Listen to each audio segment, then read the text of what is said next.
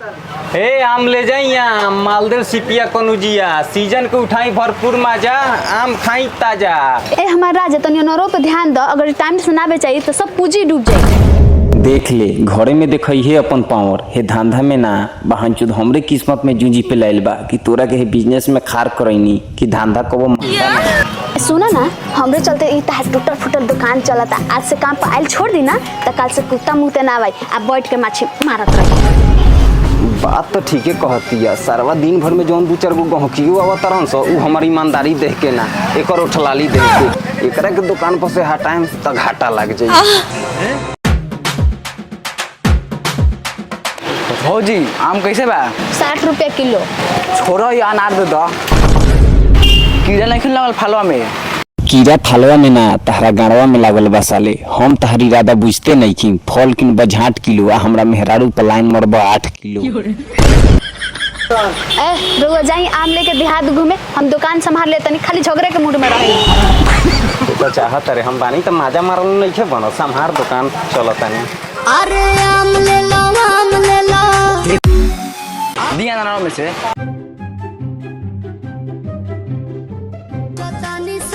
आम ले लो।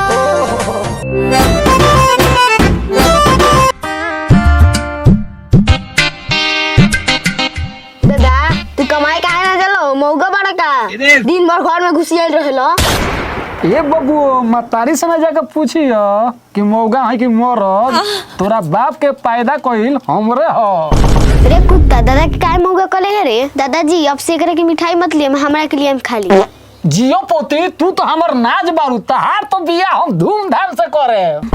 का हो बुढ़ऊ हमार बियाह ना करो ही बका। चुप सरवा जो अपने बाप से पूछ। रुको सर आवे तो पापा जी के काम पर से तारा के झूठ सच बोलवा के आ पिटवावत है। ए चल मम्मी बुलावत आम खाए खाती। इहो सरवा अपना बापे नहीं और छुछुंदर पैदा हो गई। कोरिया ही अनाज घटाते नहीं खेगनी से जब खई से तब आमे खइयो स। तो काहे आम के दुकान कइले बारे हमनी के खाएला। ओई मां चिंटुआ के माई तनी तरजुई बटखारा निकलबे देहात निकले में लेट होता। आके ले ली हमरो दुकाने निकले के बाद लइका सन के खाना खिलाओ तनी हाथ बाजल बा।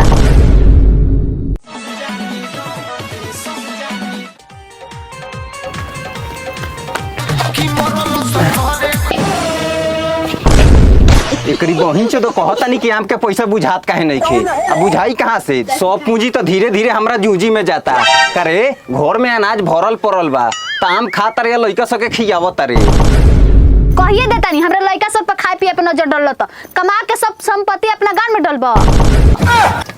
हमरो मेहरारू भोसरी मरद मारिए मिलल बिया लाड़ समझी भातार के दुख ई साला सा आदमी के बच्चा होइले नहीं खन स सुगर के बच्चा बाटे माधर चोट। बाबूजी ई कोरियो चाहता नहीं कि एकरा के पटक के हम लाते मुके खोनी ना। माई रे आमो बड़ी मीठ बा, खाए में मजा आ गइल। शाम के आमे रोटी खाए। बाबू के गांड खइए नात के चोदा देखत ना उ दोगला बिखे पात के जातवे चुपचाप साज भर खा ले। माई हम लीची खाए, प्रीतिया के मम्मी प्रीतिया के लीची देली, हम मांगनी है तो ना देली है। रे जरलाही पटी पटदार के ते घरे काहे जालिस रे? मार के गोर तूर दे आ दिन पे दिन गदई होखल जात रू होई जाई हो जाई चुपचाप आम खो। हां देसला मालदेव आम के बातें कुछ और बा। मजा बता बाबूजी लालजी सिंहवा के जोन पैसा देके गइल है दिया गइल। हां बबू दिया गइल बा।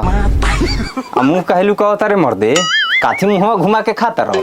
बबू रे तनी मन कइलो का आम खाए के यही से को आम खा लेनी हो। अब उमर हो गइल बा चटक मोटक खाए के मन करता। बहनचोद मधरचोद हम बानी मन करता जोहर माहुर खा के मर जाई ना मेहरारू छिनड़ी समझेला बिया ना बाल बच्चा ना है बुढ़वा बाप। एगो त धंधा नहीं के चलता जौनो तनी मनी मुनाफा बचता उहो एकनी का मुंह में खा के गाड़ में होक देता रहन सो साला मन करता कहीं घर दुआर छोड़ के चल जाए एकनी के छोड़ के।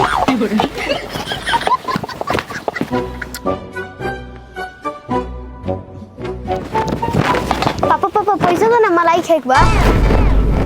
सांझी खानी आइम त ले ले आइम अभी जा सो तोहनी के पढ़े टाइम नहीं के बुझा। भाई जो तारे से जो पैसा मांग से तब एगो ना एगो बहाना बना ले लो तारा इज्जत के नाश एक दिन मनिए करम सो। रे हम मर जाई का रे हई माधर चोदवा हमारे जामल हो कि इधर से ले ले आए रहो।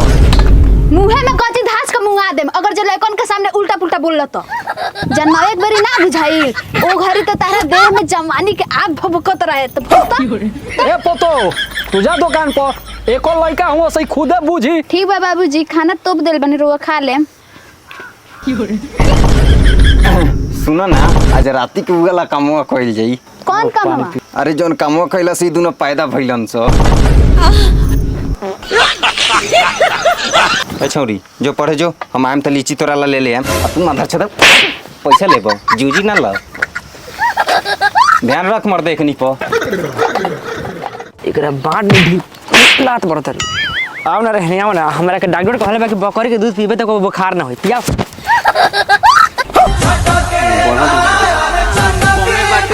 अगर मन रहिके करत खाए के दाल भात भुंजिया त आम खा हमर कनुजिया।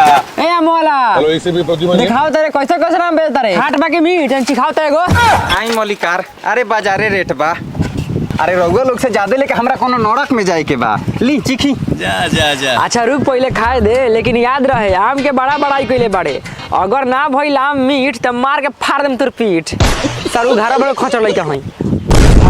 बाकी मलिकार बिजनेस कसम खा के कहतनी हमरा से बेसी मीठ कोनो व्यापारी माधर चोदौ ना बेचत होई।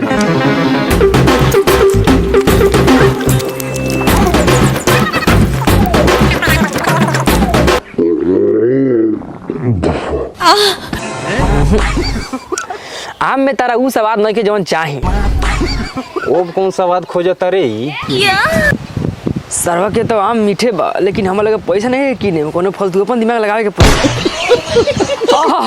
अरे बाप मुंह भगभगाए लागल काहे दू तीन लाख भाई की तो आम खइला से तोरी बहनी के आम खाइला से कमना के तीत लागेला रे बुझावे लेहु बहन चोदवा के पैसा देवे के मन नहीं खे। रुक बहन चोदवा जहरीला आम बेचता रे लोग के सेहत शरीर खराब करे खातिर बहन तो आम खइला के लोग गाड़ के मैदान रुक जाई इलाज कौन करे बहन चोदवा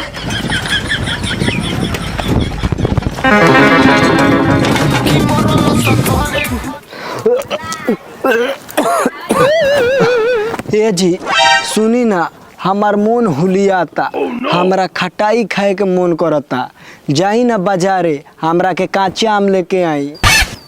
देखलू नु खटाई खाए के मन करे लगल नु झूठौओ तहार नजर वाला हमरा मर्दांगी पर शक करतल हसन। तू देखत जा हई राम बालक लइका जन्मा जन्मा के कैसे लाइन लगा देता रह। ए नानी काकी दादी भौजाई बहरी आई या खाई हमर देसी रसीला आम अली हमर जिंदगी भर नाम। ए आम वाला हेने आई बोली जल्दी छोड़ के बचल बा ए गर्मी में हाथ ना फ्रेश माल बड़ा मुश्किल से न मिलेला। ए रोकी ना हई पाकल बाकी सरल बाकी खराब बा हम तनी टो के चेक कर ली।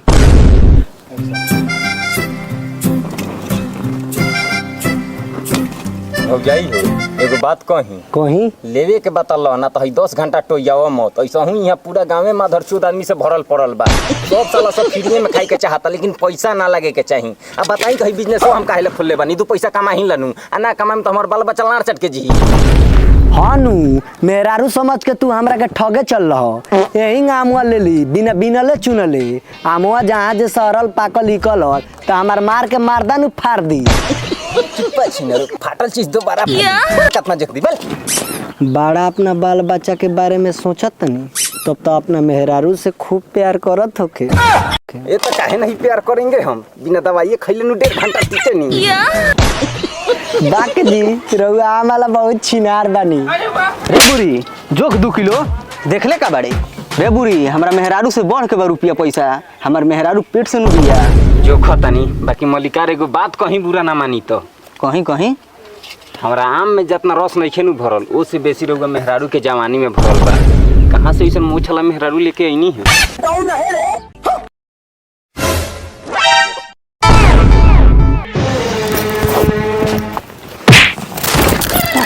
सरो तनी सब बतिया में झुरा का गई आम लेके चूल्ही में निकाल ले लू हम तो में का दोगला मरद है कि गाल में डल तो में हाथ लगा के निकाल रे नतिया के बेटा भड़ुआ तू ते देखो तारे तोरा सामने हमरा चोली में हाथ डाल के आ 1 लात मार देलस। मार रे ताकत के बारे मार जल्दी मार। ते तोरा बहिन के रखे हमरे सामने हमरा गाल मेहरारू पे लात चला देले।